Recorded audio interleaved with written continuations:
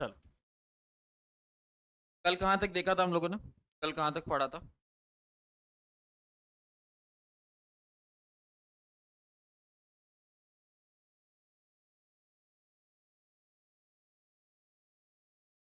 Quadratic हो गया था, बाइनोमियल हो गया था, लॉग हो गया था, है ना? लॉग के कुछ इंपॉर्टेंट फॉर्मूले थे, वो भी हो गए थे। लॉग के इंपॉर्टेंट फॉर्मूले भी हो गए थे। लॉग में एक चीज बस छूट गई थी, हालांकि मैंने बेस चेंज करना बताया था आपको कि अगर कुछ और बेस दिया है तो बेस चेंजेस कैसे होंगे, ये बताया था मैंने आपको। जैसे कहाँ दिखाया था, यहाँ पर बताया है, देखिए कि लॉग बेस ए एम दिया है, तो ये कैसे चेंज होगा? जो नया बेस लाना है वो लॉग बी एम हो जाएगा, लॉग बेस बी एम हो जाएगा, जो भी बेस नया आएगा। और पुराने बेस के साथ जो नया बेस आ रहा है उसका भी लॉग मल्टीप्लाई करना पड़ेगा, लॉग ए बी को हम लोग मल्टीप्लाई करेंगे। अब मान लो हमारे पास कोई नेचुरल लॉग दिया है। नेचुरल लॉग क्या होता है? नेक्स्ट पेज पे देखते हैं। नेचुरल लॉग क्या होता है? हमारे पास मान लो कोई नेचुरल लॉग दिया है, कोई नेचुरल लॉग दिया है। नेचुरल लॉग क्या होता है? जिसमें बेस ई लगा हो, जिसमें बेस ई लगा हो, that is known as natural log with base e. ठीक है। और कॉमन लॉग क्या होता है? कॉमन लॉग क्या होता है? कॉमन लॉग होता है विद बेस 10। ठीक है, तो ये दो छोटी छोटी बातें हैं कि नॉर्मल लॉग क्या होता है और कॉमन लॉग क्या होता है। तो नॉर्मल लॉग होता है जिसमें बेस ई लगा हो, कॉमन लॉग क्या होता है? जिसमें बेस 10 लगा हो। अब मान लो हमारे पास कोई क्वेश्चन है, अब मान लो किसी ने हेलो भेजा है, मैंने उसका जवाब दिया था 2-4 मिनट, एक्चुअली हम लोग थोड़ा सा लेट हो गए थे 4 मिनट। तो नेचुरल लॉग दिया है जिसमें बेस ई होता है, कॉमन लॉग क्या होता है? जो बेस 10 होता है। अब मान लो हमको कोई क्वेश्चन दिया है जिसमें बेस ई के साथ लॉग दिया है। अच्छा, हर क्वेश्चन करना लॉग का बेस ई के साथ पॉसिबल नहीं होता, कठिन होता है। ठीक है, वहां हमारे पास टाइम कम होता है, तो हम लोग क्या करते हैं, उसको कॉमन लॉग में चेंज कर लेते हैं ताकि फटाफट से क्वेश्चन हो जाए। अच्छा, कॉमन लॉग में कैसे चेंज होगा? बेस 10 हमको लाना पड़ेगा, है ना? मतलब अगर हमारे पास कोई क्वेश्चन लॉग ई में दिया हुआ है, तो हम लोग क्वेश्चन करने के लिए, सॉल्व करने के लिए उसको बेस 10 में कन्वर्ट कर लेते हैं। ठीक है, कैसे कन्वर्ट होगा? तो कन्वर्जन का सेम रूल है, कन्वर्जन का सेम रूल है। ठीक है, मान लो कोई हमारे पास दिया है लॉग एम बेस ई। ठीक है, तो ये एक तरीके का कैसा है? नेचुरल लॉग है ना? लॉग एम बेस ई हमारे पास दिया हुआ है, ये एक तरीके का नेचुरल लॉग है। We have to convert this, we have to convert this in common log. तो हम लोगों को कॉमन लॉग में चेंज करना है। तो कॉमन लॉग में कैसे चेंज होगा ये? कॉमन लॉग में कैसे चेंज होगा ये? बड़ा सिंपल सा ही है। हम लोगों ने देखा है लॉग का बेस, इससे पीछे वाले फॉर्मूले में हमने क्या देखा था? लॉग ए एम, इसका बेस चेंज करना था बी से, है ना? अब बेस किससे चेंज करना है? कॉमन लॉग में लाने का मतलब है we have to change, we have to change base e by base 10। हमको ई बेस से बेस 10 पे चेंज करना है। कैसे होगा? तो log base e m is equal to, इसको किस पे चेंज करना है? बेस 10 पे करना है। तो log base 10 M into log base e 10। ठीक है, नेचुरल लॉग 10 से हमको, नेचुरल लॉग 10 की वैल्यू से हमको इसको मल्टीप्लाई कर देना पड़ेगा। नेचुरल लॉग 10 की वैल्यू क्या होती है? 2.3026। इसकी वैल्यू क्या होती है? लिखेंगे, इसको याद रखना है, इसको बहुत इंपॉर्टेंट बात है ये, थोड़ी थोड़ी चीजें हैं याद रखना है बेसिक मैथ्स में। मैक्सिमम फॉर्मूले और जो ये सब चीजें हैं ये सब हमको ध्यान में रखनी है, ताकि हम लोग बाकी की जितनी एप्लीकेशन है फिजिक्स में वो सब अप्लाई कर पाए। इन सब चीजों को याद रखेंगे तभी हम अप्लाई कर पाएंगे। तो ये सारी चीजें याद रखनी है। Value of natural log 10। Natural log 10 की वैल्यू क्या होगी? 2.306, 2.30। ठीक है, तो मतलब log बेस ई एम को log बेस 10 एम में चेंज करने के लिए हमको क्या करना पड़ेगा? उसको 2.306 से मल्टीप्लाई करना पड़ेगा। ठीक है, तो क्या हो जाएगा? log base e m equal to 2.306 into log base 10 m. इस तरीके से करेंगे तो हो जाएगा। ये भी एक तरीके का इंपॉर्टेंट फॉर्मूला है, इसको ध्यान में रखेंगे, याद रखेंगे, बहुत इंपॉर्टेंट फॉर्मूला है ये। ठीक है, हमको बहुत सारे क्वेश्चंस में इसका इस्तेमाल करना पड़ेगा जहां जहां लॉग की वैल्यूज आएंगे। चलिए, आज की क्लास चौथा topic exponential series and logarithmic.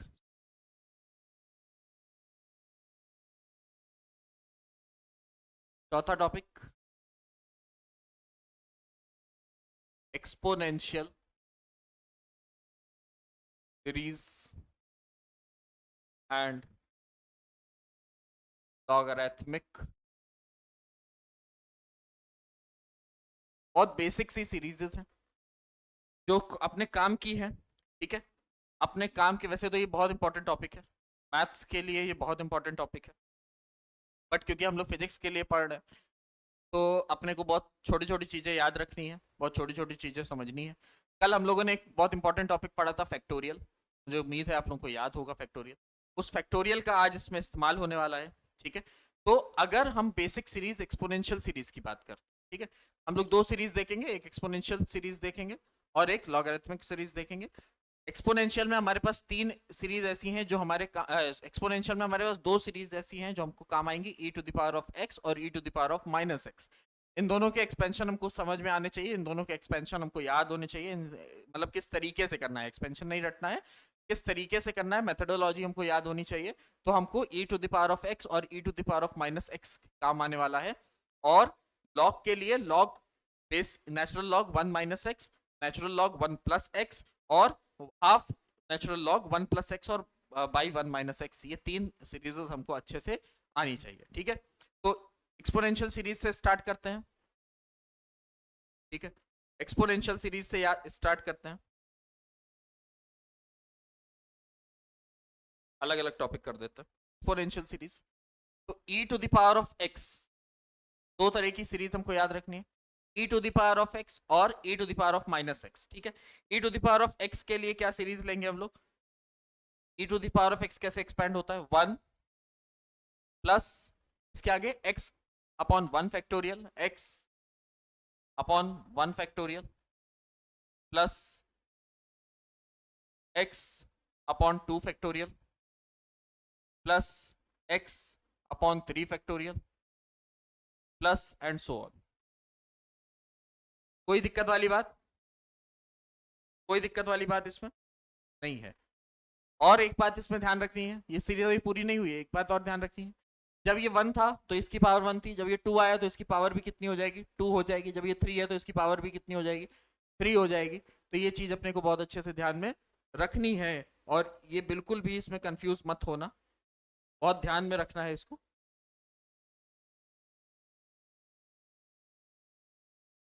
ठीक है, बहुत इंपॉर्टेंट सीरीज है ये।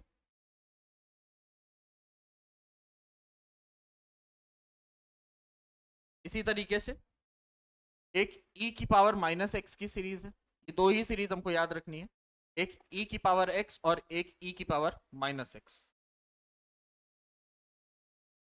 e की पावर माइनस एक्स क्या होगा? 1 minus x upon 1 factorial plus x square upon 2 factorial minus x cube upon 3 factorial then plus x to the power of 4 upon 4 factorial और minus and so on. इस तरीके से ये continue होती है। इसमें कोई डाउट है क्या? इसमें कोई डाउट है क्या? इजी सा था। ये दोनों ही सीरीज हमको समझ में आ गई। ये दोनों सीरीज कैसे लिखनी है, कैसे एक्सपैंड करनी है, ये बात अपने को क्लियर हो रही है। कोई दिक्कत वाली बात इसमें नहीं है। ठीक है, चलिए नेक्स्ट देखते हैं। नेक्स्ट देखते हैं logarithmic series.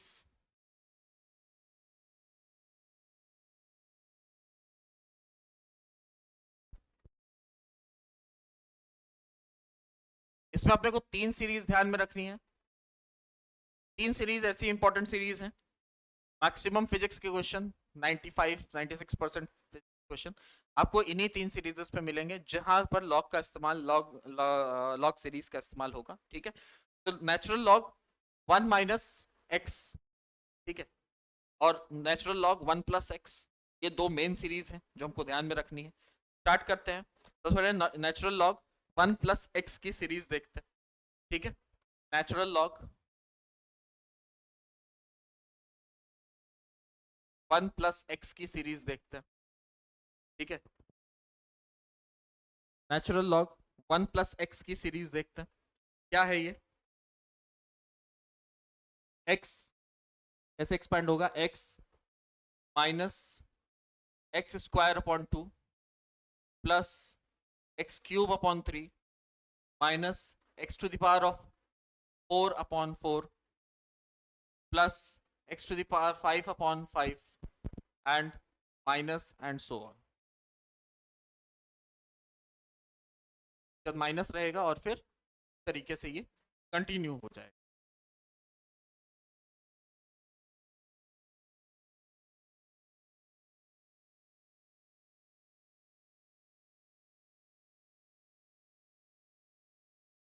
Log natural log 1 minus x, natural log 1 minus x के लिए क्या सीरीज होगी? x minus x square upon 2 और plus it's minus minus x cube upon 3 minus x to the power 4 upon 4 minus x to the power 5 upon 5 minus and so on.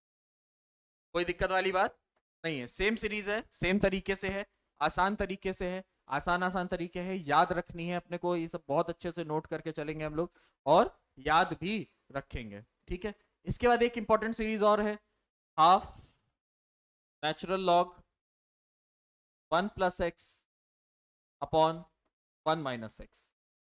ये भी series हमको अच्छे से आनी चाहिए। 1 प्लस एक्स और 1 minus x, तो इन्हीं को डिवाइड कर देना है, इसी को डिवाइड कर देना है। करेंगे करेंगे इसको डिवाइड करेंगे।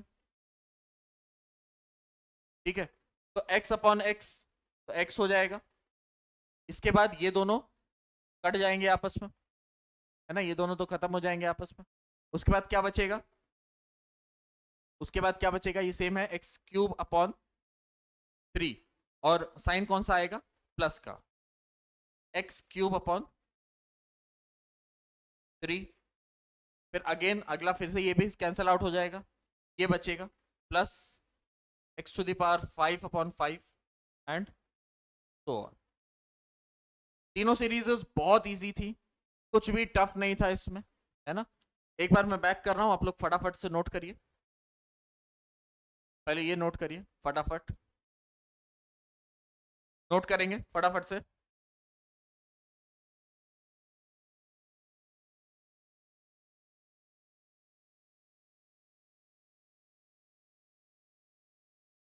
नोट करेंगे फटाफट, को भी नोट कर लो।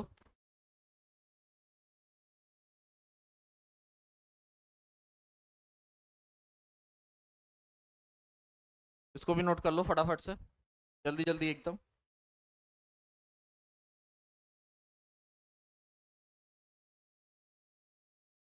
अब इसको भी नोट करना है अपने को।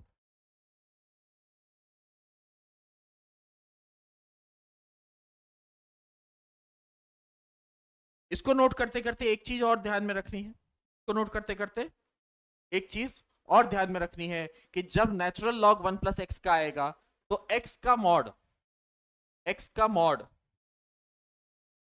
1 भी हो सकता है और 1 से छोटा भी हो सकता है, लेस देन और इक्वल टू 1।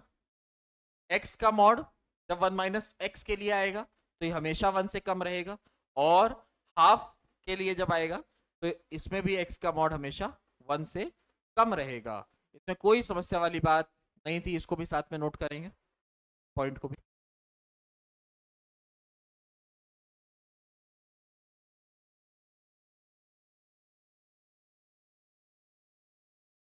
फटाफट नोट करेंगे।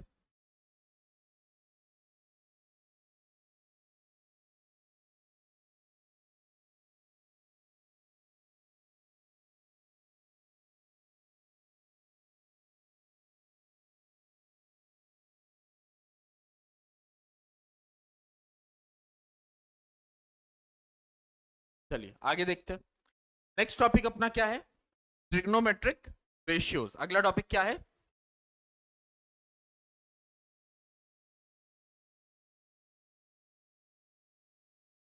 का मैसेज आया है कुछ, कहाँ से पढ़ा रहे हो? कानपुर से बेटा।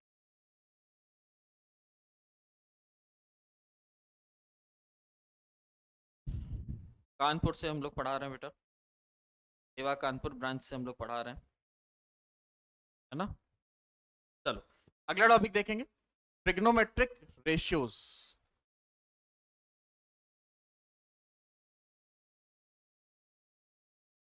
लास्ट कितना नंबर का टॉपिक था? 5 ना। तो नेक्स्ट टॉपिक है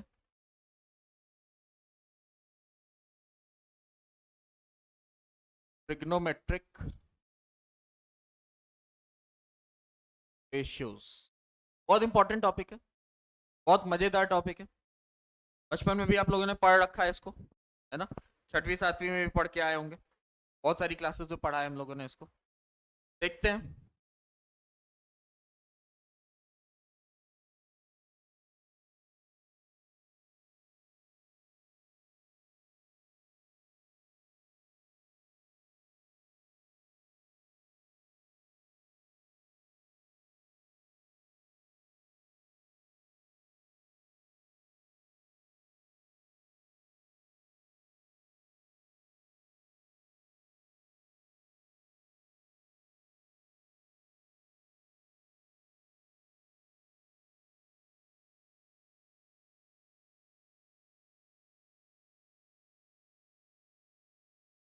क्या बनाया ये हम लोगों ने? ये अपन ने बनाया क्या? Cartesian plane. ये क्या है? कार्टेशियन प्लेन है, and this point is known as origin. अब एक कोई लाइन हम ले लेते हैं, लेट्स से कोई एक लाइन है जो एंगल थीटा बना रही है, इसके साथ क्या बना रही है? एंगल थीटा बना रही है, और कहीं पर पी पॉइंट पे एंड हो रही है, कहीं पर पी पॉइंट पर एंड हो रही है। एक लाइन है जो ओरिजिन से शुरू हो रही है, पी पॉइंट तक जा रही है, एंगल थीटा बना रही है, पी पॉइंट पे एंड हो रही है। तो ऑब्वियस सी बात है इसकी यहाँ से कुछ डिस्टेंस भी होगी, और ये 90 डिग्री एंगल बन रहा होगा।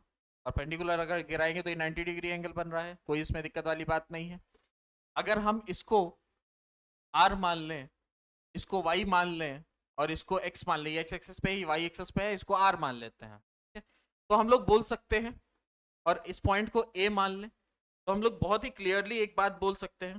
क्या बोल सकते हैं बेटा? कि ओपी क्या है? हाइपो है। ओपी क्या है? हाइपोटेन्यूज है। पीए क्या है? बहुत क्लियरली बोल सकते हैं, ओपी क्या है? हाइपोटेन्यूज है। पीए क्या है? परपेंडिकुलर है।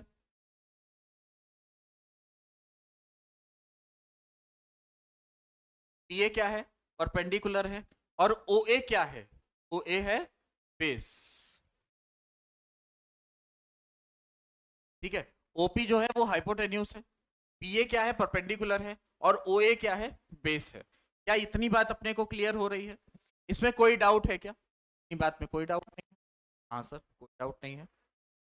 अब इसके बाद एक चीज और आप लोगों ने बचपन में पढ़ी होगी, नहीं पढ़ी है तो अभी मैं पढ़ा दे रहा हूं कि इसका कुछ साइन कॉस और टेन का एंगल होता है। Sine angle, sine theta, cos theta और tan theta. Sine theta, cos theta और टेन थीटा। और इसकी वैल्यूज कैसे लिखी जाती हैं? इसकी वैल्यूज कैसे लिखी जाती हैं? तो इसके लिए आपको बहुत अच्छा फॉर्मूला याद रखना है। क्या? पंडित पंडित बद्री प्रसाद हर हर बोले। इसका सबका जो पहला अक्षर है, this is the formula P by H, B by H और अगेन P बाई B। मतलब perpendicular upon hypotenuse, base upon hypotenuse और परपेंडिकुलर अपॉन हाइपोटेन्यूज। तो इसका फॉर्मूला क्या हो जाएगा साइन थीटा का? Sine theta is perpendicular upon hypotenuse, cos theta is base upon hypotenuse और tan theta is perpendicular upon base. हाँ सर, क्लियर है? एकदम इजी इजी था, बचपन सी बात थी, बचपन से भी पढ़ते आ रहे हैं इस बात को हम लोग, और बहुत आसान तरीके से हम लोगों ने पढ़ा इसको। क्या इनकी वैल्यूज हम लोग लिख सकते हैं इस डायग्राम के हिसाब से? परपेंडिकुलर क्या है? y है। हाइपोटेन्यूज क्या है? r है। y बाई r हो गया। इसके बाद बेस क्या है? x है। हाइपोटेन्यूज क्या है? r हो गया। ठीक है। और परपेंडिकुलर अगेन y है और बेस क्या है? x है। तो tan थीटा हो गया y बाई। क्या इतने में अपने को कोई डाउट है क्या? क्या इतने में अपने को कोई डाउट है क्या? नहीं, इतने में तो कोई डाउट नहीं है सर। आइए अब इसके बाद के बाकी फॉर्मूलेज भी देखे जाएं।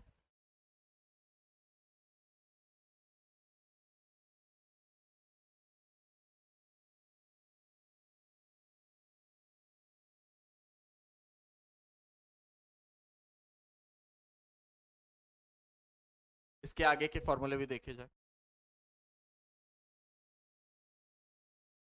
इसके बाद क्या होता है? ये तीन तो होते नहीं है, साइन होता है, कॉस होता है, टेन होता है, फिर क्या होता है? कॉसेक होता है, सेक होता है और कॉट होता है। तो इन्हीं के उल्टे फॉर्मूलेज कॉसेक, सेक और कॉट के लिए होते हैं।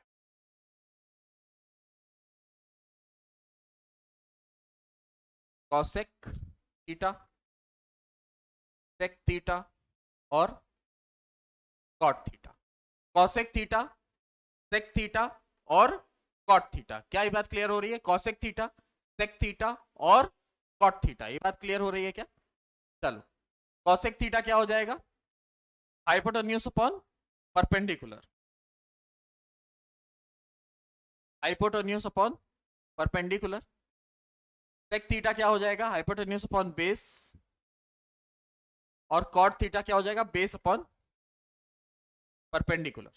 कोई दिक्कत वाली बात नहीं है। हाइपोटेन्यूज क्या है इसमें? अगेन आर, ये हो जाएगा वाई, तो आर बाई वाई। ये क्या हो जाएगा? R by x. और ये क्या हो जाएगा? X by y. क्या यहां तक कोई डाउट है क्या? क्या यहां तक कोई डाउट है क्या? इट ऑल्सो क्लियरली मेंशन, जैसे ही हम लोगों ने ये लिखा तो एक बात बहुत ही क्लियरली हो यहां पर दिखाई दे रही है हमको। क्या दिखाई दे रहा है यहां पर हमको बहुत ही क्लियर?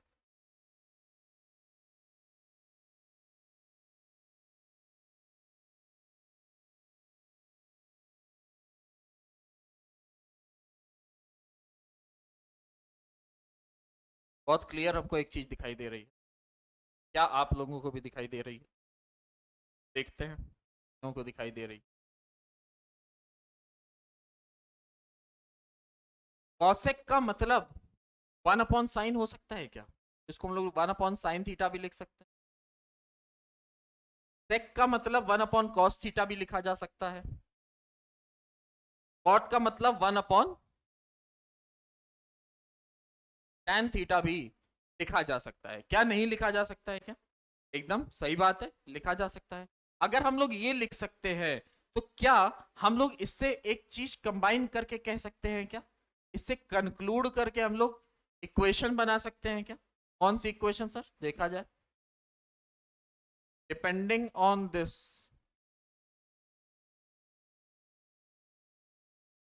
डिपेंडिंग ऑन दिस, क्या हम लोग इक्वेशन बना सकते हैं? देखते हैं क्या हम लोग इक्वेशन बना सकते हैं इसके ऊपर डिपेंड करके, ट्राई करते हैं। जैसे sign square theta plus cos square theta क्या होगा, देख के बताओ। साइन ऑन कंक्लूडिंग, चलो जैसे लिखते हैं sine square theta plus cos square theta, देख के बताओ क्या होगा। साइन स्क्वायर थीटा और कॉस स्क्वायर थीटा क्या होना चाहिए? Sine square theta cos square theta, obvious सी बात है भैया 1 होना चाहिए, कोई दिक्कत वाली बात नहीं है, बहुत क्लियर है। Sign square theta plus cos square theta 1 ही रहेगा, इसमें कोई शक और संशय वाली बात नहीं है। इसके बाद देखते हैं क्या 1 प्लस टेन स्क्वायर थीटा की भी वैल्यू हम लोग निकाल सकते हैं? 1 प्लस टेन स्क्वायर थीटा की वैल्यू निकाल सकते हैं, बताएंगे। 1 प्लस टेन स्क्वायर थीटा की वैल्यू क्या होगी? बहुत क्लियर सी है, सेक क्या होगी? 1 प्लस टेन स्क्वायर थीटा की वैल्यू सेक स्क्वायर थीटा होगी, कोई दिक्कत वाली बात इसमें नहीं है। सेक स्क्वायर थीटा होगी, इसमें कोई दिक्कत वाली बात नहीं है, ठीक है। क्या हम लोग 1 प्लस कॉट स्क्वायर थीटा की वैल्यू निकाल सकते हैं? क्या हम लोग 1 प्लस कॉट स्क्वायर थीटा की वैल्यू निकाल सकते हैं? हाँ सर निकाल सकते हैं 1 प्लस कॉट स्क्वायर थीटा की। क्या वैल्यू होगी 1 प्लस कॉट स्क्वायर थीटा की? तो 1 प्लस टेन स्क्वायर थीटा की हुई सेक, तो 1 प्लस कॉट स्क्वायर थीटा की क्या वैल्यू होगी भैया? कॉसेक स्क्वायर थीटा, कोई दिक्कत नहीं है। तो ये वो इंपॉर्टेंट फॉर्मूलेस थे जो हमारे, इनको कंक्लूड करके हम लोग बना सकते हैं। कुछ नोट पॉइंट है उसको भी नोट करेंगे हम लोग साइड में।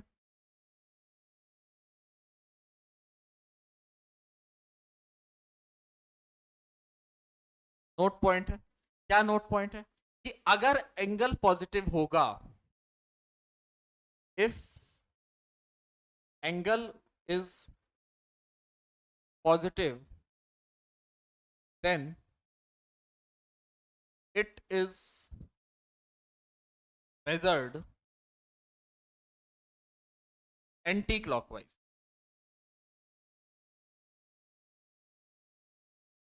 अगर एंगल पॉजिटिव होगा तो उसको हम लोग एंटी क्लॉकवाइज कैलकुलेट करेंगे, और में लिख दो, और and if angle is negative then it is measured clockwise। मालूम है, अगर एंगल पॉजिटिव रहेगा तो हम लोग एंटी क्लॉकवाइज कैलकुलेट करेंगे, एंगल नेगेटिव रहेगा तो हम लोग क्लॉकवाइज कैलकुलेट करेंगे। बेसिक बेसिक सी बातें हैं, मालूम था हमको, कोई दिक्कत वाली बात नहीं है। फटाफट से नोट करेंगे, उसके बाद आगे बढ़ेंगे हम लोग। फटाफट नोट करो,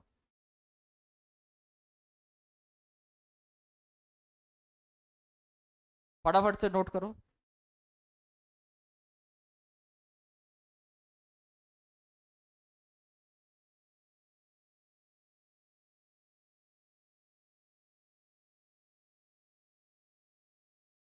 फटाफट नोट करेंगे।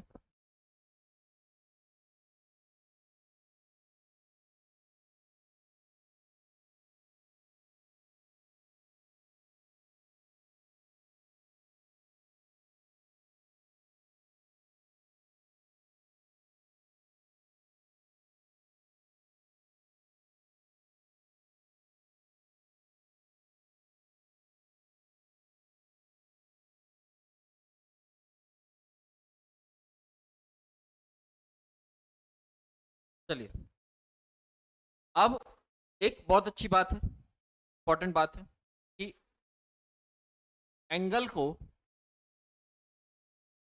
हम लोग अभी तक कैसे रिप्रेजेंट करते आए हैं?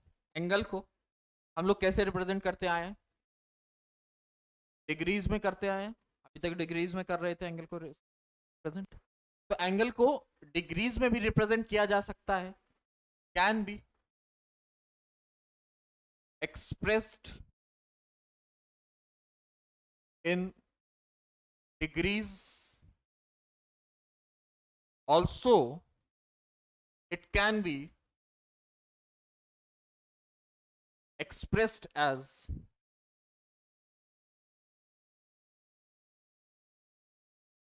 रेडियन।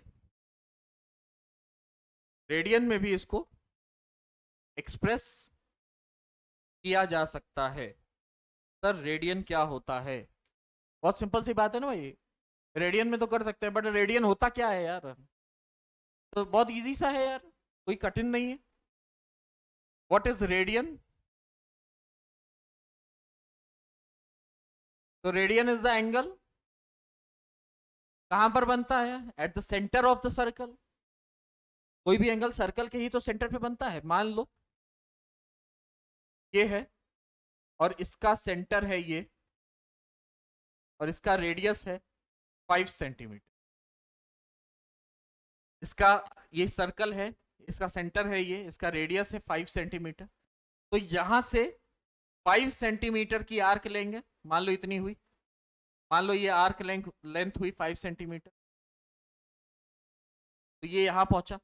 इसने जो भी एंगल बनाया, इसने जो भी एंगल बनाया, हमने कहा 70 डिग्रीज बनाया, तो ये एक्चुअल क्या हुआ? ये 70 रेडियन हुआ। सॉरी, इसने कितना एंगल बनाया? 5 सेंटीमीटर का था, ये 5 सेंटीमीटर रेडियस था। ये कितना चला? 5 सेंटीमीटर आर्क बनाया, तो इसने 1 रेडियन एंगल बनाया। इसने कितना बनाया? 1 रेडियन एंगल बनाया। इसमें कोई दिक्कत वाली बात नहीं है, क्लियर है ना? तो बस इसी को लिख देंगे हम लोग, समझ लेंगे, इससे समझ में आया ना?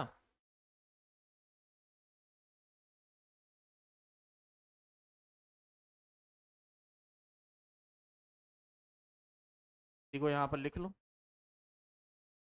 इसी को स्टेटमेंट वाइज लिख भी लेंगे।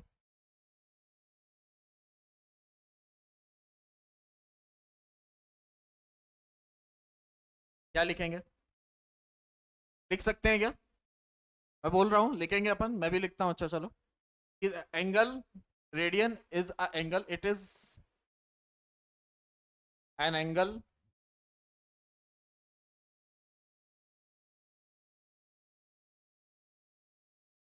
made at center of the circle by the arc of the circle of the length, whose length is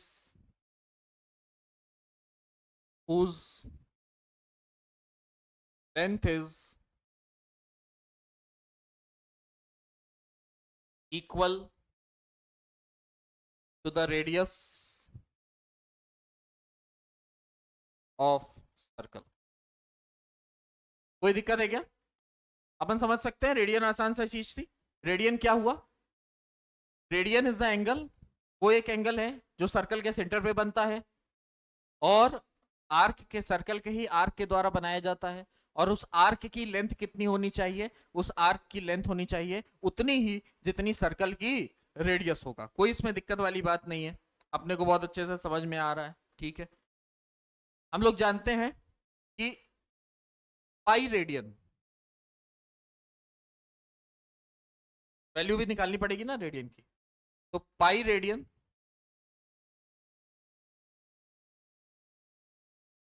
होता है 180 डिग्रीज के बराबर। तो 1 रेडियन कितने के बराबर हुआ?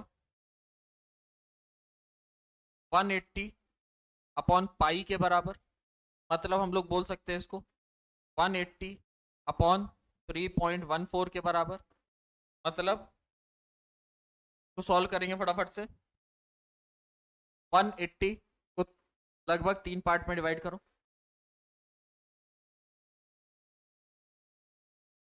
कितना आएगा? लगभग 57 के आसपास आएगा। तो इसकी फिक्स वैल्यू है 57.14।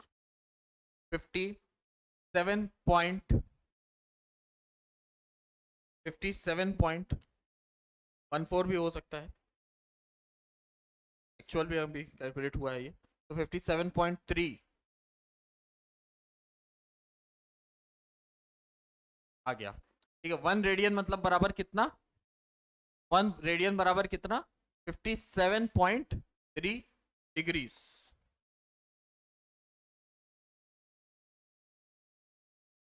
57.3 डिग्रीज, कोई दिक्कत इसमें नहीं है। ये 1 रेडियन की वैल्यू आ गई। हाँ सर, ये 1 रेडियन की वैल्यू आ गई। मतलब अगर हमको, क्या अपन बोल सकते हैं कि 180 डिग्रीज की भी तो वैल्यू है, मतलब 180 degree is equal to 5 radian, तो 90 degree is equal to 5/2 radian. कोई दिक्कत नहीं है ना, 90 degrees is equal to 5/2 radian, 60 degrees is equal to 5/3 radian, और 45 degrees is equal to 5/4 radian. क्या इस सबको कैलकुलेट कर पा रहे हैं हम लोग? कोई दिक्कत वाली बात नहीं है, ठीक है, सारी चीजें कैलकुलेट हो जा रही हैं, इसमें कोई समस्या नहीं है। नोट कर लो फटाफट से।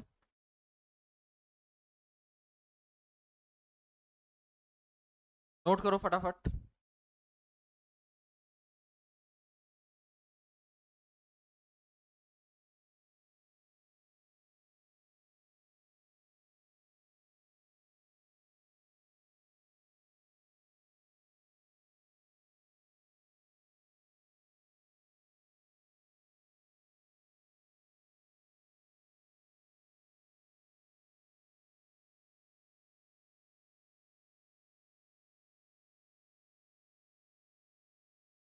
नोट पॉइंट है।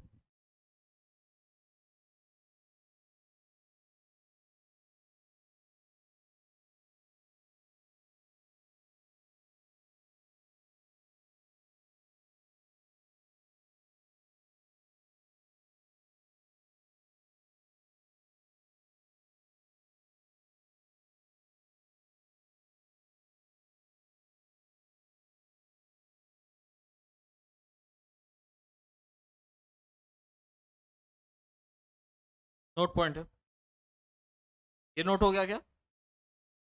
नोट पॉइंट लिखेंगे।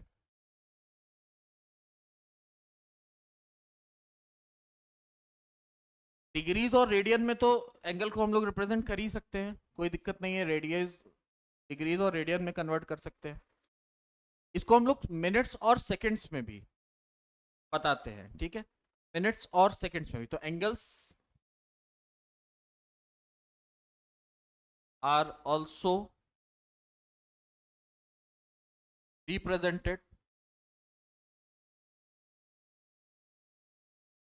in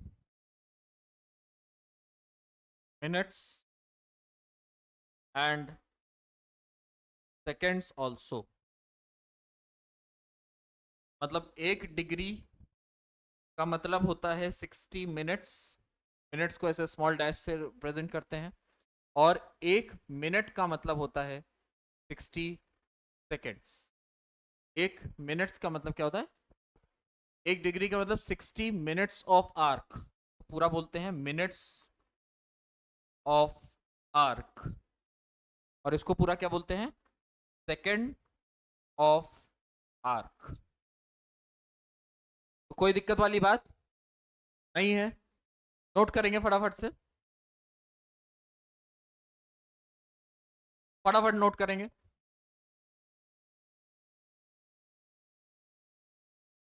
फटाफट से नोट करेंगे।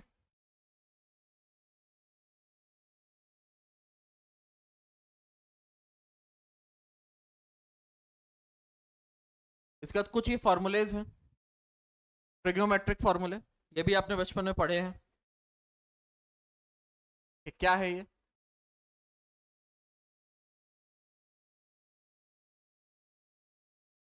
साइन 0 डिग्री की वैल्यू क्या होगी 0, sine 30 1/2, sine 45 1/√2, sine 60 √3/2, sine 90 1, again sine 120 क्या हो जाएगा √3/2, साइन 135 क्या होगा 1/√2, साइन 150 क्या होगा 1/2, और साइन 180 क्या होगा 0।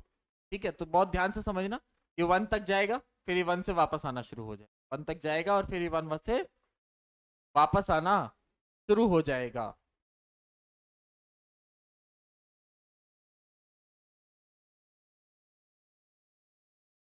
और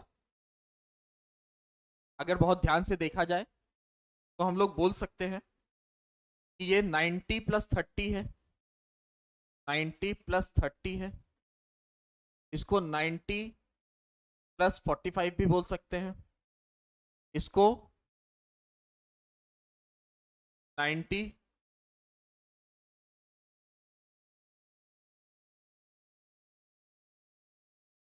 + 60 भी बोल सकते हैं, और इसको 90 + 90 भी बोल सकते हैं। कोई दिक्कत वाली बात नहीं है, पक्की बात है। तो इस वाली टेबल का क्या मतलब है, इस वाली टेबल का मतलब उसी से है, इस वाली टेबल का मतलब उसी से है। साइन 90 + थीटा हुआ है ना, इन सबको हम लोग क्या बोल सकते हैं 90 + थीटा, मतलब ये सारे ही एंगल्स को हम लोग 90 + थीटा भी बोल सकते हैं, नहीं बोल सकते हैं क्या, बोल सकते हैं, कुछ ना कुछ थीटा भी तो एंगल है, तो 90 + थीटा बोल सकते हैं। तो साइन 90 + थीटा की वैल्यू क्या होती है कॉस थीटा, साइन 90 + थीटा के लिए वैल्यू क्या है कॉस थीटा। तो साइन 90 + 30 के लिए, 90 + 30 के लिए साइन, यहाँ साइड में देखेंगे, यहीं देख लो चलो, साइन 90 + 30 के लिए हुआ cos 30, और cos 30 की वैल्यू क्या होती है √3/2, इसीलिए उसकी वैल्यू क्या हो गई √3/2। क्या आपने को ये बात याद रहेगी क्या, कोई दिक्कत वाली बात नहीं है। cos के टर्म में जो 90 + थीटा है वो माइनस साइन थीटा होता है, cos के लिए जो 90 + थीटा होता है वो क्या होता है माइनस साइन थीटा। तो मतलब cos 90 + 30 क्या होना चाहिए minus sine 30, minus sine 30 degree, sine 30 कितना होता है 1/2, तो cos 90 + 30 यानी cos 120 कितना होगा माइनस साइन 30 यानी -1/2। कोई दिक्कत नहीं है, -1/2 होगा। इजी है क्या, फटाफट से समझ में आ रहा है। tan के लिए 90 + थीटा माइनस कॉट थीटा होता है, तो tan के लिए tan 30, tan 30 मतलब माइनस कॉट थीटा, और कॉट के लिए कॉट 30 क्या होता है √3/1 यानी √3, तो माइनस कॉट क्या होगा -√3, तो ये वैल्यू क्या आई -√3। बात क्लियर हो रही है, ये सभी एंगल्स के लिए इसी तरह दिया है, तो इसको याद रखना है आपको, इसको डाउनलोड करेंगे तो आपको याद हो जाएगा ये, इसको याद करेंगे डाउनलोड करके रोज पढ़ेंगे इसको, कम से कम अपने टेबल के सामने चिपका लेंगे पढ़ने के लिए। ठीक है, तो ये माइनस थीटा के लिए वैल्यू दिया है, अगर साइन माइनस थीटा है यानी माइनस साइन थीटा है तो माइनस साइन थीटा ही हो जाता है, माइनस कॉस थीटा है तो वो कॉस थीटा ही हो जाता है, माइनस टेन थीटा है तो वो माइनस टेन थीटा हो जाता है। ठीक है, इसी तरीके से सबके वैल्यूज अलग अलग है, और जो इनके लिए होता है वही कॉट के लिए होता है, यानी अगर कॉसेक की बात करें तो कॉसेक जो है वो माइनस कॉसेक थीटा हो जाता है। ठीक है, और सेक थीटा जो है वो माइनस के लिए सेक थीटा ही रहता है, और कॉट जो है वो माइनस के लिए माइनस कॉट थीटा हो जाता है। ठीक है, तो इसी तरीके से हम लोग बाकी भी कैलकुलेट कर लेंगे, कोई दिक्कत वाली बात नहीं है ना। चलो इसके बाद देखते हैं कुछ इंपॉर्टेंट ट्रिग्नोमेट्रिक फॉर्मूलेज हैं, इनको भी हमको याद रखना है। क्या है एक बार मैं फटाफट से पढ़ देता हूँ। साइन ए प्लस बी के लिए sine A cos B plus sine cos A sine B, ये सारे फॉर्मूलेज हैं। जो आप लोगों ने बचपन में भी याद किए होंगे, ठीक है, इनको याद रखना है, तो डाउनलोड कर लीजिएगा, पीडीएफ को आपको मिल जाएगा, याद कर लीजिएगा इसको।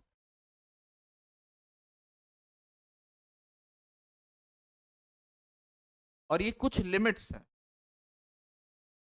ये कुछ लिमिट्स हैं, अगेन ये भी बहुत इंपॉर्टेंट है।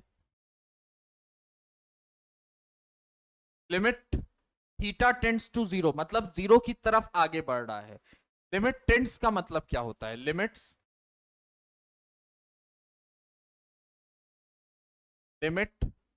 एक्स टेंड्स टू समथिंग या जीरो, मतलब क्या है कि एक्स की जो वैल्यू है वो जीरो की तरफ आगे बढ़ रही है, यानी बहुत बहुत छोटी वैल्यू है ना, जीरो के लिए जा रही है।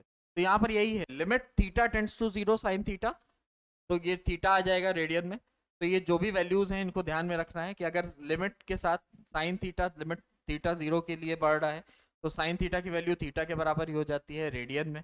ठीक है, इस तरीके से ये सारे कुछ फॉर्मूलेज हैं, इसको आपको याद रखना है।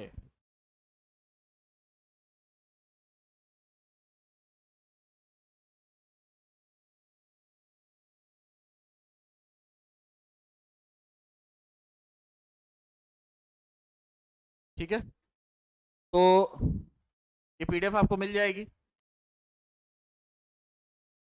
इसके क्वेश्चंस भी आपको उसमें मिल जाएंगे।